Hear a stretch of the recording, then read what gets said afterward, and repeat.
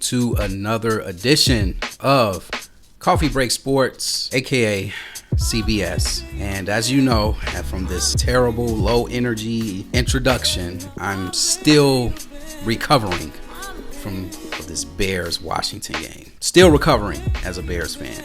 But I'm gonna get through this. And you know what makes me feel even better is that last week, with my picks, week 8 of NFL picks, I went 11-5. Could have been 12-4 if it wasn't for that team, but I gotta live with the consequences, right? That's just the bottom line. All right, but we're here for week 9 of NFL picks. I am your sports barista, Rod the Magnificent, and I'm about to get right into these picks.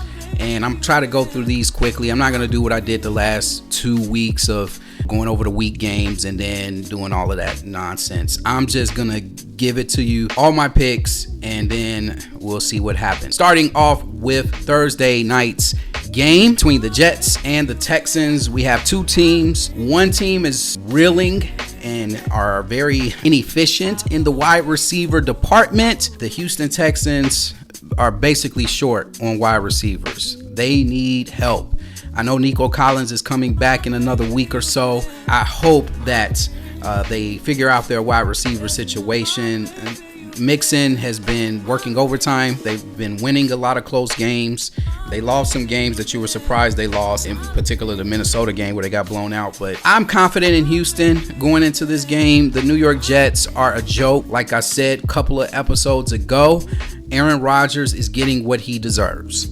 This is what he wanted. He did not like the coach. He got the coach fired. He did not like the wide receiving core. He got his own wide receivers. And what is happening?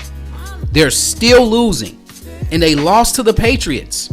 Another game that I had picked that I lost. They let the lowly Patriots beat them in Foxborough. And I'm just can't make this stuff up about the Jets. The Jets, they did this to themselves. They bought into the Aaron Rodgers hype, knowing that this dude is declining right before our eyes. But Tom Brady has blinded the minds of so many people. Everybody think they can still play despite being over 40 and all this other stuff. This big myth, once in a lifetime thing that happens when an over 40-year-old plus player wins a championship. Now everybody else think they can do it. No, everyone's not Tom Brady, Aaron Rodgers. Okay? One can argue you have a better team right now than what Tom Brady had back then. And you still can't do nothing with this team. I got the Texans winning. The Jets are actually surprisingly a favorite in this game. I feel like the Texans are going to win this. Even though they have deficiencies at wide receiver, I still think they're going to win this game. Now let's go to our 12 o'clock games. The first game that we have is the Falcons at home against the Cowboys. And man, I'm going to tell you, the Cowboys are just not making it easy on themselves at all.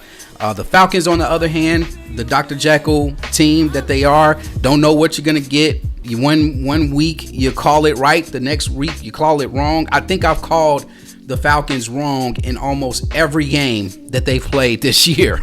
I just don't know what to expect from this team. But they are at home. They play better at home, even despite that bad loss to the Seahawks at home. The Falcons play well at home, and I think they're going to win this game against the Cowboys. The Cowboys are just a shell of themselves at this point. Couldn't beat a lowly San Francisco team that was struggling. I got the Falcons in this one easy. They're a 2.5 point favorite. Up next, we got the Bills at home against the Dolphins. This is going to be a big one. Even though the Dolphins are 2-5, they are better than what their record shows due to Tua being back. And they did play better with Tua being back, but unfortunately they still couldn't pull off a win against the Cardinals last week as they lost at the buzzer to the Cardinals. So here we go. They're on the road against a team that they've constantly had problems with for the last few years. I don't even remember the last time the Dolphins have beaten the Bills at this point, and the Bills have had their number. And here we revisit this matchup. The Bills beat them handily earlier in the season. The Bills are hot right now with the addition of Mari Cooper. Keon Coleman is coming alive finally at wide receiver, and he's starting to show that he was worth that pick. And the Bills are riding high, man. They're riding high. And I told people about the Bills. I said this at the beginning of the season. People were counting out the Bills because they lost Stephon Diggs, and everybody was calling Josh Allen overrated and all this other stuff. Even after the Baltimore thrashing, everybody, Josh Allen is overrated. And I'm like, come on, man. Holler at me when they get to the playoffs and play the Kansas City Chiefs, because that's the only team they can't beat. Yeah, they lost to Cincinnati that one year, but we all know the story. Until Josh can prove that he can beat Patrick Mahomes in the playoffs, I'm not worried about Josh Allen. He's a great regular season quarterback. He has those moments, ladies and gentlemen, where he doesn't play well and then he rips off a 4 or 5 game winning streak. That's Josh Allen. I think the reason why people don't respect him is because he hasn't won a title yet. That's it. That's the only thing missing from his resume. Okay? I got the Bills. They are a 6-point favorite. I'll take the points. Up next, we got the Bengals at home against the Raiders. The Bengals are the most surprising team in the NFL as far as failure goes. I really don't know what's going on with this team right now. Joe Burrow is playing well. Jamar Chase is playing well. But unfortunately, they allowed the Eagles to just come in there in their building and kick their butt. And now they have a Raiders team that, get right game for them. And I got the Bengals getting right against the Raiders. They are a 2.5-point favorite. Up next, we got the Browns going up against the Chargers. The Browns with a surprising home victory over the Ravens. And shout out to the GOAT, Jameis Winston. Don't attack me in the comment section. That's a joke. But they go up against a Chargers team coming off an easy victory. This is going to be a showdown, ladies and gentlemen. You got a good defense in the Browns, a gutted out offensive team with the Browns. These teams are kind of similar in a way, even though their records are opposite. They still have strength in the running game, and they can throw the football. So this should be a good showdown. Shout out to McConkey for putting up 42 points in fantasy, and I didn't start him. So I still won, so it's fine. But again, I got the Browns winning this one at home, riding the momentum from their previous game. They are a 2-point underdog. Up next, we got the Titans at home against the Patriots. This one's easy. I got the Patriots on the road against the Titans. The Titans are in shambles right now. Hopefully Drake May gets back. I know he got hurt in the previous game and Jacoby Brissett had to take over, but I got the Patriots winning this one on the road. They are a 3-point underdog. Up next, we got the Giants at home against them. Yeah, them are a 3.5-point favorite. This should be an easy game for them. I think they will win easily on the road. The Giants are trash. Up next, we got the Carolina Panthers at home against the Saints. I got the Saints in this one. The Panthers are trash. The Saints are trash, but the Saints have better weapons. And the Saints are a 7-point favorite. Up next, we got the Broncos on the road against the Ravens. This is the last of the 12 o'clock schedule. And man, oh boy, this is going to be a showdown, ladies and gentlemen. Lamar Jackson had a pretty bad showing against the Browns defense.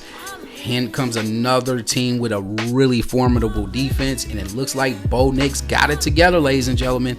And see, that's what I've been trying to tell these people in previous episodes. Give these rookies time. You have to be patient. They're going to have highs and lows. I know Jaden Daniels is blowing everyone's mind right now with the lack of bad games he's had yet. But trust me, Jaden's going to have his bad game. We don't know when it's going to be. Listen. Give these quarterbacks some time. Quarterbacks like Caleb Williams, quarterbacks like Bo Nix, you got to give them time to develop. But at the same time, you do have to hold them accountable when they don't play well. Because listen, as each game goes along, the more mature they get, the more plays they see, the more the game slows down for them. So now it's up to them to make the right decisions on the field. And Bo Nix is doing that.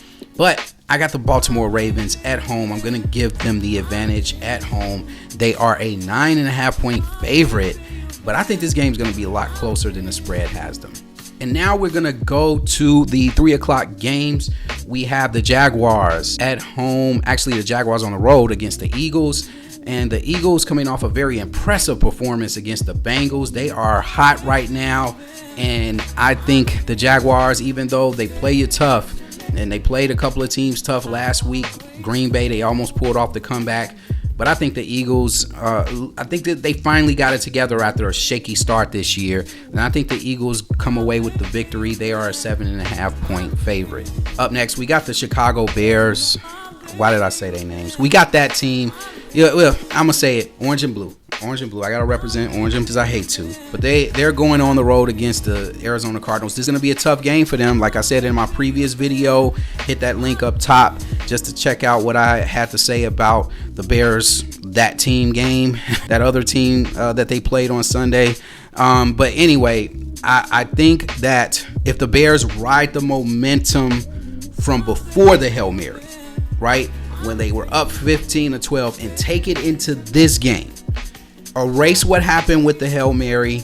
I know there's a lot of drama going on. You know, Chicago Talk Radio is hot right now. You have Cole Kmet talking. You got DJ Moore talking. A lot of the language that's being made of this Bears team is aimed at coaching. That means that Eberflus might be on a hot seat. We don't know. Now, the Bears have never fired anyone mid-season, but if Matt Eberflus don't get this thing together in a hurry, he's gonna have some issues keeping a job. And if he continues not to hold his players accountable, which is something that I'm really starting to get irritated with Eberflus, the fact that he doesn't want to hold Stevenson accountable for his actions, the fact that he doesn't want to hold Shane Waldron accountable for his bad play calling. Like I said, I've never been an Eberflus fan. I didn't want Eberflus, and I still am not a huge fan of him, the clean-shaven one or the bearded one. Okay, so enough of that. I'm not going to get too deep, but I got the Bears winning on the road against the Cardinals. Cardinals are a 1-point favorite, and it's understandable. Up next, we got the Lions on the road against the Packers. This is a huge game. This is a battle for first place, but I think the Lions are going to win this one at home, or on the road actually, against the Packers. I think the Lions are just far too superior. They have a great running game, great passing game, and I just think that they are the cream of the crop in the NFC North. And also, I need them to beat the Packers so that the Bears can catch up. So Lions, go ahead and handle that. You guys are a 3.5-point favorite. Up next, we got the Rams on the road against the Seahawks. I got the Rams in this one. The Seahawks are not playing that well, especially without DK Metcalf. They've been really struggling. Seahawks are a 2.5-point, or it's actually a 2-point underdog. I got the Rams in that one. And then the Monday night game, we got the Vikings going up against the Colts. The Colts coming off a very disappointing loss to the Texans, and they have a bit of a quarterback controversy going on in the Colts that usually is driven by fans who would want the starting quarterback to be benched in favor of the second string quarterback. But in this case, you have a quarterback that claims tired from playing and sits out the rest of the game. Like that's just inexcusable for a starting quarterback. And I don't care if you're a 2-year player. This is what you get paid to do. Go out there and play. It's a shame that a quarterback who just got off his couch last year, almost took the Browns to the Super Bowl, comes in and is going to do the same thing with the Colts and give the Colts fans some false hope, because you got almost a 40-year-old quarterback trying to take this team to the playoffs. I mean, come on. This is your team. They drafted you. Get to the promised land. You tired? Go out there and play. But anyway, I got the Vikings in this one, even though I don't want the Vikings to win this game. My heart's going to be rooting for the Colts, but the Vikings are at home and they are a 5.5-point favorite. And last but not least, we got the Chiefs at home against the Tampa Bay Buccaneers. This is going to be an interesting matchup. The Bucs, have suffered a few injuries at wide receiver. They lost Chris Godwin for the year. Don't know if Evans is going to be back for this game, but the Kansas City Chiefs look like they got their mojo back on offense. Kelsey finally scores a touchdown after not scoring one in the first several games, and it looks like Patrick Mahomes got his mojo back. He handled it when he handled it, right? Raiders talked all that trash against the Bucs. Las Vegas to handle that business, and I think they will handle that business. The Chiefs are a 8.5-point favorite. I think this game might be slightly closer than what they're giving it. I just don't see the Bucs beating the Chiefs. I got the Chiefs in this one. And those are my picks, and I'm sticking to them. I am your host, your sports barista, Rod the Magnificent, and I will be back next week with another episode. Whether it's Coffee and Beats or Coffee Break Sports, I'm here to give you all the things that you need, sports related or music related. Don't forget to hit the subscribe, hit the like button, hit the share button, and share this with your loved one. When it comes to sports, when it comes to coffee, stay grounded for life. See you guys on the next one. Peace.